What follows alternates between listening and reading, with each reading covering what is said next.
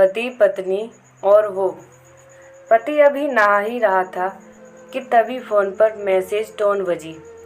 पत्नी मोबाइल के पास में ही खड़ी थी। उसका ध्यान फोन की तरफ गया। उसने सहज ही फोन उठाकर मैसेज पढ़ा। Hi good morning dear. किसी बेबी का मैसेज था। पत्नी सोच में पड़ जाती है कि अब यह बेबी कौन है। तब तक पति भी नहाकर बाहर आ चुका है। पत्नी उसे किसी बेबी का मैसेज आया है बताती है। तभी पति मुस्करा देता है, फ़ोन उठाकर उस मैसेज का रिप्लाई करता है, hi baby how are you, और अपने काम में लग जाता है। इस रिप्लाई को भी पढ़ती है। अब हर पल पत्नी के दिमाग में यही विचार कौंधता रहता है कि यह बेबी कौन है। शाम को पति घर आता है। पत्नी उससे पूछती है, यह बेबी कौन है। पति जवाब में सिर्फ मुस्करा देता है और फिर से अपने काम में लग जाता है।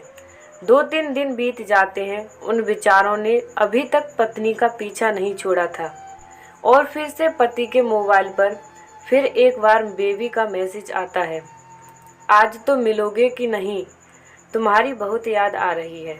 इस मैसेज ने तो आग में घी का काम किया। पत्नी का शक और भी ज़्यादा पक्का हो गया। बीच बीच में ऐसे मैसेज का आदान प्रदान होता रहता और पत्नी के मन में शक की जड़ें और गहरी होती गईं। पति से पूछने पर भी जवाब में सिर्फ मुस्कुराहट के और कुछ नहीं कहता। यह शक गुस्सा बनकर तब ज्वालामुखी की तरह फट पड़ता है जब एक दिन उसे अपने पति की जेब में सिनेमा की 2 टिकटें मिलती हैं।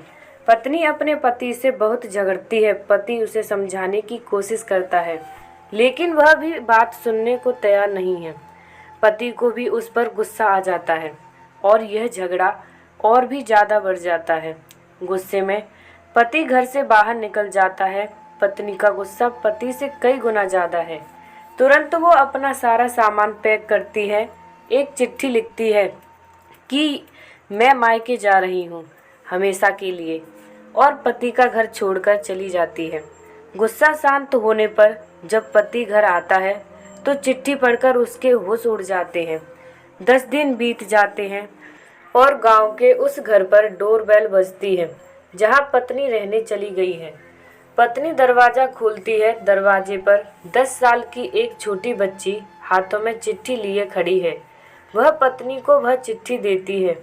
बच्ची से वह चिट्ठी लेकर पत्नी चिट्ठी खोलकर पढ़ती है, डियर वाइफ, जिस बेबी की वजह से हम दोनों में इतने झगड़े हुए और तुम हमारा घर छोड़कर यहाँ से चली आई, यह बच्ची जो अभी तुम्हारे सामने खड़ी है वह वही बेबी है। अनाथ आश्रम की एक प्यारी बच्ची इसी के साथ में बातें करता था, सिनेमा जाता था।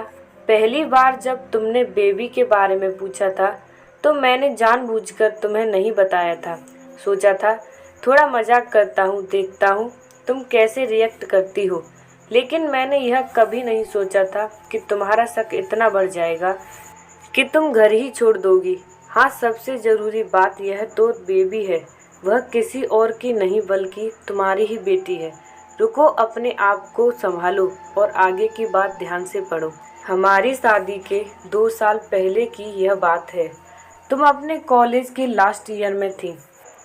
तुम्हारे प्रोफेसर ने नोट्स लेने के बहाने तुम्हें बुलाया था और तुम्हें चाय में नशीली दवा खिलाकर न करने वाला काम किया था। इसमें तुम्हारी कोई गलती नहीं थी, लेकिन कुदरत ने अपना काम किया और तुम्हारे पेट में इस बेबी को डाल दिया।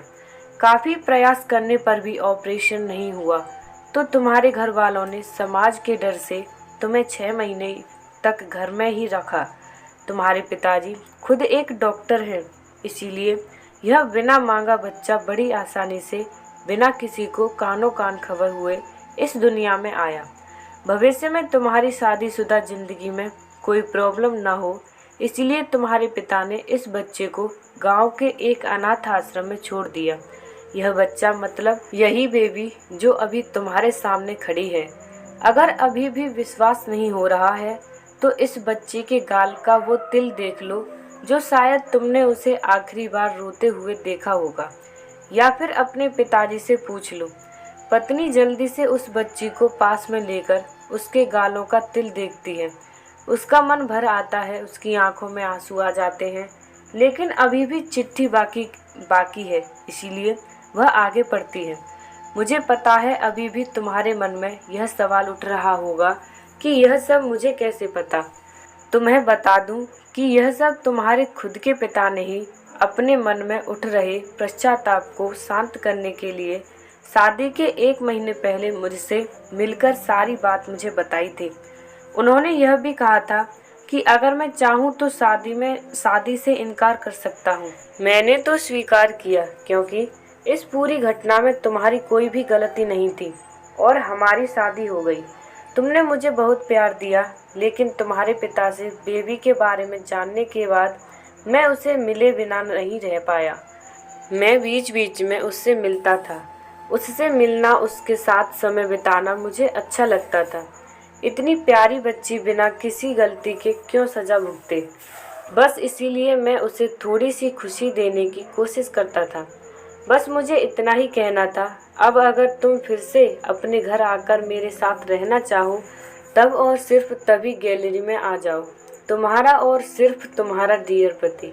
बिना एक क्षण की भी देरी के पत्नी दौड़कर गैलरी में पहुंची और रास्ते पर उसका पति खड़ा था। उसके चेहरे पर मुस्कान थी, पत्नी की आंखों में आंसू। शिक्षाप्रद। कारण कुछ भी हो, अपने दोनों के बीच में कभी भी शक को थोड़ी सी भी जगह मत दो, क्योंकि दुनिया में हर बीमारी का इलाज है, लेकिन शक नाम की बीमारी का कोई इलाज नहीं है। मन शांत रखो, जो भी मन में आए एक दूसरे को बताओ।